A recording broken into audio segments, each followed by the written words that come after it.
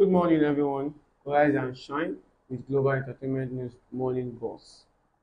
I'm your host, Steven, ready to kickstart your day with all the fresh news and stories. And right here with me, bringing our own spark to the studio is. Bella. Let's dive into today's headlines fresh from the Nation and the Vanguard. Top story from the Nation: 1.4 million Nigerians have immigrated, says federal government. Migration of over 1.4 million Nigerians in a major cause of brain drain in the country, Minister of State for Humanitarian Affairs and Poverty Reduction, Tanko Sonunu, has lamented. The immigration, according to Sonunu, and skilled Nigerians with tertiary education, especially in the medical field. He however said the federal government has moved to arrest the trend by reversing national migration policy. The reverse migration policy will also check insecurity and other issues associated with Japa syndrome.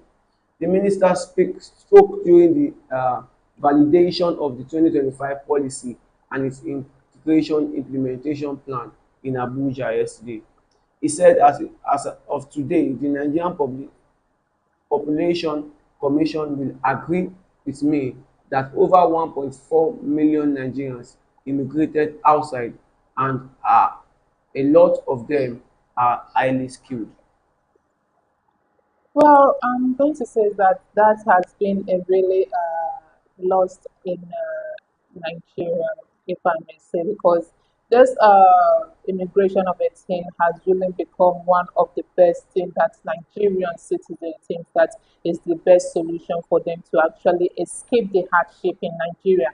If I'm going to say, I'm not blaming any of those that are actually ready to leave the country. No, I'm not blaming them because for the fact that we all that is still remain in Nigeria and see the situation that is going on in Nigeria and how things has been affecting us lately. Salary is no longer enough to cater for what you need in a month. And you're talking about insecurity, road, bad hospital, bad schools, and all that. And then if people have the opportunity to actually migrate, they should not do it. The problem that is just there is about the brain drain that they actually talk about most because that some people actually have this belief that when they get there, the next thing is for them to have success, which is let me just say 50% of it are not actually true because if you needed to travel, you needed to make a proper arrangement for it. And some people don't have the time to make a proper arrangement when it comes to that. Some are taking the easier routine just to make sure that they leave the country, and then they ended up stranded, ended up in the homeless in the streets and all that. And then it's really, really concerning. If you need to travel and then you needed to make a better option for yourself or find a greener pasture, you have to make sure money is very expensive. To travel now, you have to have 30 million above before you can arrange for a traveling and working documents and all that. And most people don't have that money, but they all choose to leave. Some are going into the trafficking syndrome that trafficking people with lies and all that, and people are losing their life. This is really, really bad. But I know that Nigeria is not in a good state to cater for even the 200 million people that is in Nigeria. Some of us are still living in debt. Yeah, I think it's the Japa syndrome has actually been that's actually been something very viral to Nigerians, knowing that how our economy has actually been facing. It's a wrong one, and the best way for the belief for them to have a better pasture in life is to go through Japa syndrome, leaving the country for another country. All right, moving up to our next story from the Nation. Alleged 8.8 billion naira due. EFCC detained Aisha Achimogu. Businesswoman Aisha Achimogu was yesterday detained by the Economic and Financial Crime Commission (EFCC) over an alleged 8.71 billion oil block transaction. The socialites might be arraigned in court today after an 8-hour grilling by EFCC investigators.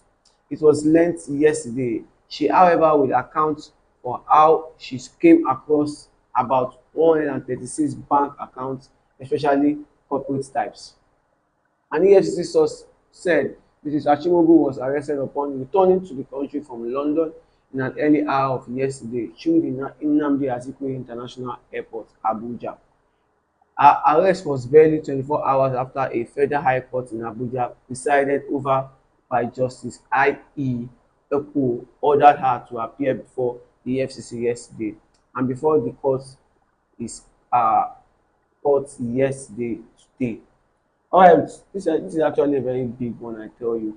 I'm saying Aisha, she's well known to be a very good businesswoman, but her involving in this 8.71 billion naira oil transaction is. Well, let me say that most of the people are into business, well successful. I'm not going to say that none of them haven't had their hand deep into one corruption or the other. Because if you are going to be in Nigeria and you know the state that Nigeria is now, and you really, really wanted to put your family in a better position of generational wealth, you know you have to get your hands dirty. It's only those that are not being caught in this kind of a scenario that you feel like they are lucky enough that or you see them as a saint or whatever. Whoever that in Nigeria, before you think that okay, you have already you are being recognized as a mogul, a business mogul, you do a lot of business, you are succeeding, you are starting from one bad end or the other. Unless if you are not being caught and then you have escaped the laws and all. But if you are going to be caught, you know that there is going to be more case arising. Oh, I think this is actually a very big situation for Mrs. Achimogwu. Seeing her to be, she has never been dragged into the social media like this before. This is actually her first time. This oil transaction, I think, it's a very big one.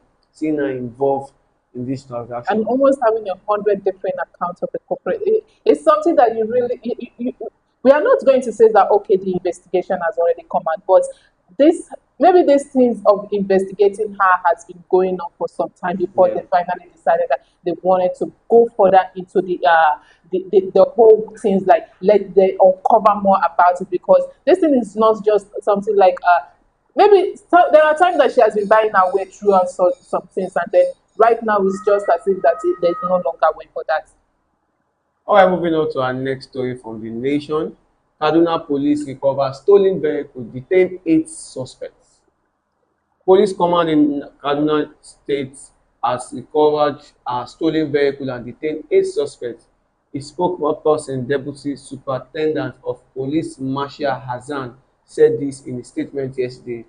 About 2 p.m. in April 2024, the command received a report that the victim of an earlier armed robbery incident had sighted and followed his stolen vehicle, a Peugeot Fiat.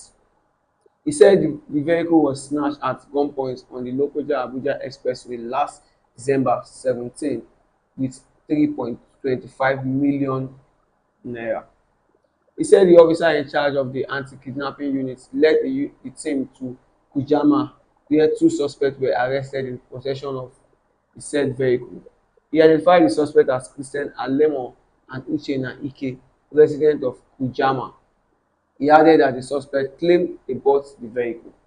Well, let me say that car theft in Nigeria is one of the. It's just something that is common. You hire a driver and then the next thing it ran away with your car. Some are even gone that there was no trace in it. Some are there. That there was a tracker placed in it, and then you have to be able to get your car back. While some are actually without a tracker, and then unless you are so lucky enough and then you have a good connection, that is when you can. But this thing is really something that is alarming, even though I'm hearing different kind of ways that those robbing and taking people's belongings is coming into papers every day, and then I feel like something needs to be done about this thing. People are just going into every means of actually trying to make a living for themselves, and then it's not even legal, it's illegal at all. It's illegal to the point that you can't, when you're caught, you know you are going to face a jail term. It's either you are being sentenced to prison or death. And that is not supposed to be. So it's actually very, very funny for a particular person to have the mind to say, okay, the best thing for me to steal is a car. knowing fully well that this car, you are actually going to be driving this car outside, or this car is going to be driven somewhere that eventually we are going to see the car. I don't know the kind of conscience people have in doing things like that. All right, we're moving next to our next story. NFIU worried over adoption of 735 persons in 6 years. The Nigerian Financial Intelligence Unit (IFIU) have revealed that over 735 mass adoption has occurred around Nigeria from 2019 till date, linking the surge in kidnapping for ransom (KFR) to money laundering and other organised criminal activities. This revelation was contained in a report titled Typologies of Money Laundering through Kidnapping for Ransom in Nigeria, released on Tuesday in Abuja. The report provides an analysis of his kidnapping as he evolved into sophisticated criminal enterprises, posing several threats to national security and economic stability. According to the NFIU, the growing prevalence of kidnapping for ransom now extends beyond a law enforcement challenge, directly impacting the financial system and public safety. The crime, the NFU said, is increasingly intertwined with terrorism, financing human and drug trafficking, and other exploitation of weak regulation framework. There was this news that actually come out about in the nation, and the minister was trying to say that after so many amounts of money in billions, not actually in millions, that was being spent on since 20 for complete 5 years till now for insecurity. For to protect Nigeria that has gone into waste. And in my mind, I was like, all this amount of money was being spent in this kind of a thing for protection, for security reason, and then there was not even a single positivity that comes out of it. This is, I feel like this number that we are talking about in the is just the ones that actually voice it out. Those are the people that voice it out. When we talk about those that didn't voice it out or those that didn't make it to the media, they are much more than that, because if you look at the way people have been kidnapped since that till now, you're going to know that there's a whole lot that is going on in this country, be it security wise or whatsoever. You go to the hospital, you are scared that you don't know who is the doctor in that particular, that should not harvest your organ to sell. A doctor is being arrested for organ harvester, a kidnapper, and all that. People are doing all sorts of this time around them. They are just wanting to, like, okay, the insecurity is increasing every day. How are we going to deal with that? Everybody is a suspect. Even if you have known someone for complete 2 years, 3 years, you are still going to be scared that you don't want it to just randomly throw yourself into this person here. Before you know it, you are going to be kidnapped. Well, it's actually a very serious one now in the country with the rate of the viral activities happening when it comes to kidnapping and everything and all sorts. All right, we're moving up straight to our top story from Guardian's newspaper. Despite 40 trillion naira investment in 11 years, insecurity in Nigeria unacceptable. A development economist and chairman of the board of the ACUF Initiative for Policy and Governance, Professor Chiwike Uba, has called for a decisive, inclusive, and well sequenced approach to Nigerian economic transformation. In a statement yesterday, Uba lamented that Nigerian excessive spending on security has failed to yield the desired results rather. According to him, despite allocating over 40 trillion naira to defence and security between 2014 and 2025 and 6.11 trillion in 2025 budget, insecurity has persisted across countries. It's noted that the amount exceeded the combined allocation of 5.7 trillion naira to education, health, and skill development.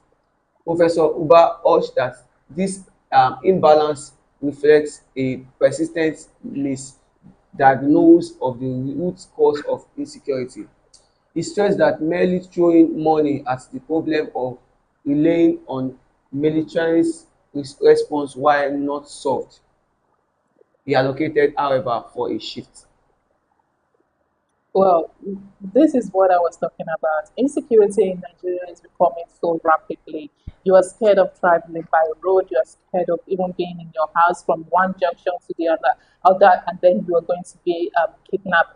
While we are talking about the insecurity, we are also talking about the way terrorists is commenting the northern parts and all. And then we feels like, is this actually supposed to be happening in a country where we have leader, where we have president, where we have governors, where we have ministers and all? And there are security personnel on the guards. If you're going to ask the security personnel, will say that we are not well equipped with enough arm and ammunition. If you ask the government, they'll say that they are still trying their best to actually eliminate this insecurity in Nigeria. How long does this have to continue? If we are looking at it now, I feel like since 2019 till now, it's becoming worse and worse.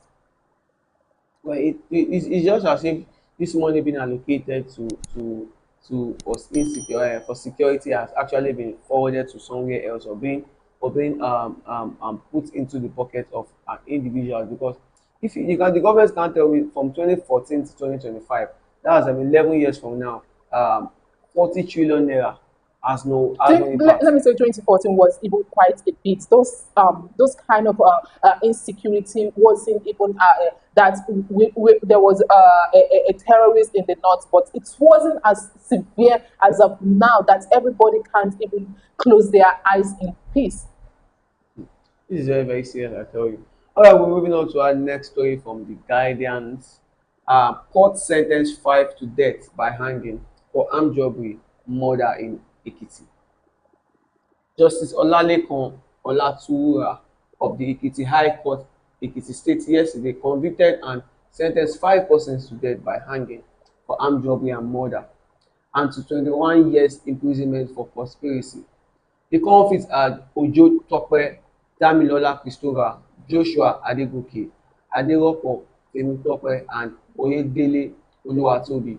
According to the charge sheet, the offences were committed on August 18, 2021 at Agogo Street, Ilupeju Avenue, Ado Ekiti, where the convicted robbed three individuals: Ajiboye Olajide, Lateef Temidayo Busari, and Hakeem Isiaka of money, laptop, computer, mobile phones, and other valuables.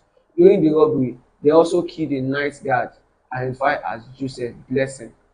The convicts were arrested and charged with conspiracy, murder, and armed robbery, contrary to Section 516A of the Criminal Code. This is another one.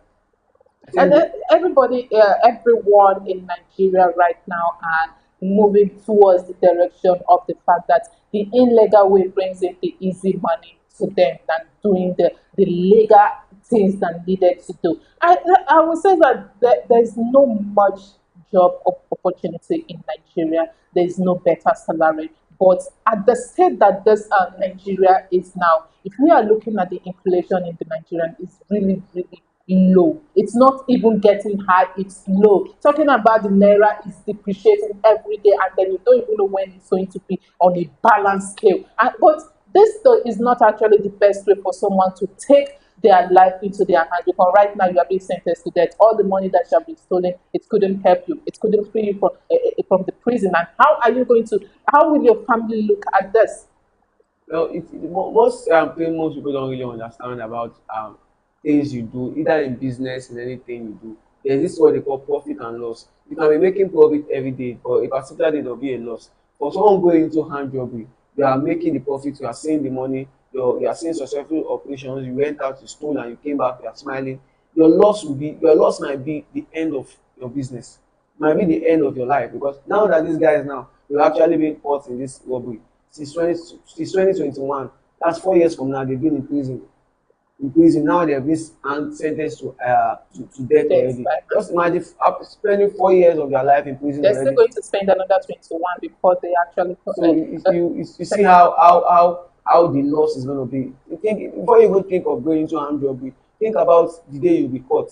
What are you going to go through? So I don't think the best way moving into to get financial freedom is going into armed robbery. Exactly. Alright, moving on to our next story from the Guardians. Federal government targets 1.5 trillion naira investment to train new medical workforce. The federal government has announced that it is seeking 1.5 trillion naira investment in the country's medical education within the next 5 years. This is even as allocated over 110 billion to 8 public universities to boost enrollment into medical and surgery, pharmacy, dentistry and nursing program. Minister of Education Dr. Tunji Alausa stated this yesterday in Abuja during the inauguration of ministerial committees on TET funds high impact intervention projects for medical schools rehabilitation across 6 geopolitical zones. The committee is chaired by Professor Suleiman Alabi. Alausa said that the administration would deploy over 110 billion naira investment in 18 medical institutions nationwide in the first year. The minister disclosed that 70 billion naira investment would be for rehabilitating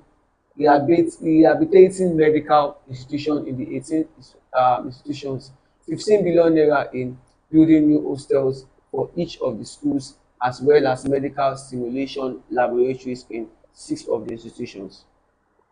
My Wow. question is, how are they going to be like, okay, from 1, 2, 3, 4, 5 years, and then they are already expecting how much to actually put into the medical institution for complete 5 years that is going to take them. Okay, they wanted to implant a solar panel in the Asobila, and then it's just take them not even a week to start implanting it, and then it's almost 10 billion naira for that implementation of that solar panel. So we are talking about tech sector right now, and then they are already planning on 1, 2, 3, 4, 5 good years before that can actually come into peace. Not as if that we are not lacking medical students, right? We are lacking medical qualifiers when it comes to health and educational sector. So why does it have to take them a full 5 years before all this can actually come into place? I don't really understand what our government is taking us for.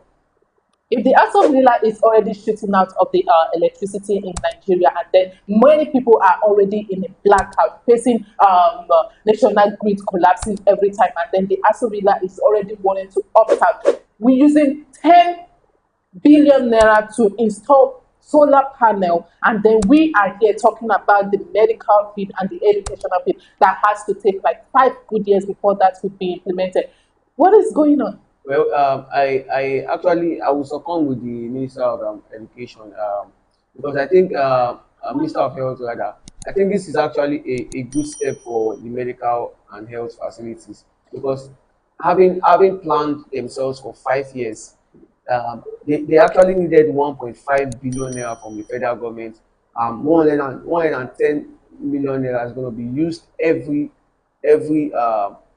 every year to fix because this is building is going to be coming in, so many rehabilitation is going to be coming in because they can't actually do that in 1 year. 16 universities in 1 year, they can't I'm do not that. saying that They they can't, can do that because in I one believe year, that 5 years but that hasn't even been implemented yet. They are still planning it's into it's it. it's it's Like, it's a quotation they're actually trying to present to the federal government for this to really happen because does if that have to come into news when they know that that thing hasn't been done yet, but they wanted to give a hope to, how will I even say, they wanted to give a hope to the Nigerian that, oh, the APC president or the APC candidates or the APC ruling power in seats right now have this plan for the medical student that there is going to be an improvement. But here we are facing a whole lot of a crisis. I'm not saying that putting in a medical thoughts at first and is not quite important right now, but because this thing should have been something that would have come in around that 2023 when everything should already start being in a proper statement. But now it's just as if that they are looking into it, they are just starting to think about it, where there are still more that is willing to leave the country. Many are being exhausted of their work posts because there are workload. I'm not saying this thing should be on a rushing project, but I feel like there are still other medical institutions, private ones and even public ones that are still training more. But I feel this one should be their focus energy right now to make more. It's not as if they needed to build a new one. There are other medical institutions that have already been built already. So those ones is where their energy is supposed to be focusing. I'm not saying that they wanted to build another institution for medical schools and all that. All right, moving on to our next story from the Guardians. Terrorists kill 10 hunters, 30 others in Adamawa, Borno State. At least 10 hunters lost their lives while on the rescue mission to Operi village, Ong local council of Adamawa State. This was about 30 persons. There were was a, as about 30 persons, including women and children, were killed by Boko Haram in Chibok and Kalab Gauch on Monday in Borno State. Consequently, the Chief of Armed Staff, Lieutenant General Olufumi Oluyede, called on officials and men of the Nigerian Army to develop and employ innovative strategies to counter emerging security threats posed by the terrorists and armed bandits across the country. Chief of the Hunters Association of Nigeria, Northeast Shawulu Yahama, confirming the killing of his colleague to newsmen yesterday, said this deceased paid the supreme price during a fierce battle with Boko Haram terrorists in the bush.